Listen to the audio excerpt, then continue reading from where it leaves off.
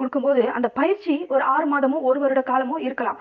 அந்த காலம் எப்படி இருக்குமாம், ரொம்ப கடுமையான வேலையா இருக்குமாம். இந்த வேலையை விரும்பி வந்தவர்கள் எல்லாம் இந்த பயிற்சியின் காலத்திலே எவ்வளவு கஷ்டம் வந்தாலும் பரவாயில்லை என்று எல்லாவற்றையும் சகித்துக் கொண்டு முன்னேறி செல்வார்கள். ஏனென்றால் அவர்களுக்கு முன்பாக வைத்திருக்கிற அந்த நல்ல ஆசீர்வாதத்தை அவர்கள் காணுகிறார்கள். இந்த பயிற்சி காலம் முடிஞ்சிருச்சுன்னா இதுக்கப்புறம் எனக்கு நல்ல ஆசீர்வாதமான வாழ்க்கை இருக்குது அப்படின்றத எதிர்க்க அவங்களுக்கு முன்பாக வைக்கப்பட்டிருக்கிற அந்த தரிசனத்தை அவங்க பார்ப்பாங்க.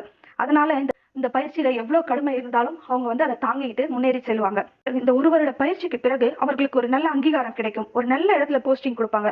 அது மட்டும் இல்ல, நல்ல ஊதியத்திலே அவர்கள் வேலைக்கு அமர்த்தப்படுவார்கள்.